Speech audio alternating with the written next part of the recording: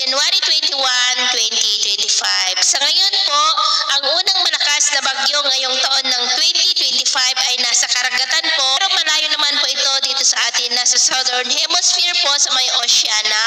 Malayo po ito at hindi inaasahan na lalapit o makaapekto po dito sa ating bansa. Sa ngayon po dito sa atin ay walang banta ng anumang sama ng panahon na maaaring makaapekto sa ating bansa for the next 5 to 7 days o posibleng hanggang sa matapos ang buwan na ito ay storm free po dito sa loob ng ating area of responsibility. Hanging amihan ang patuloy po na nakakaapekto dito sa Luzon habang ang shoreline ay nag-i-extend dyan sa may Visayas at Easterlies ang nakakaapekto po sa may Mindanao. At sa lagay ng ating panahon, ngayong madaling araw ay maayos ang panahon sa malaking bahagi ng bansa pero may tsansa pa rin ng mga isolated rain sa may Cagayan, Quezon, Calapan, ilang bahagi ng Palawan, Southern Samar, Dinagat Island, Eastern Leyte, Bohol, Cebu, Bacolod, Aklan at Zamboanga.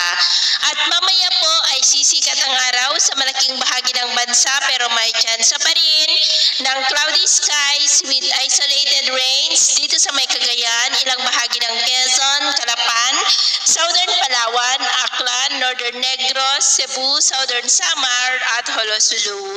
At mamayang hapon, maayos pa rin ang panahon sa malaking bahagi ng bansa pero may tsansa pa rin ng cloudy skies with isolated rains sa malaking bahagi ng Mindanao, ilang bahagi ng Visayas, Southern Luzon, Cagayan at Isabela, kaya mag-ingat pa rin po tayo.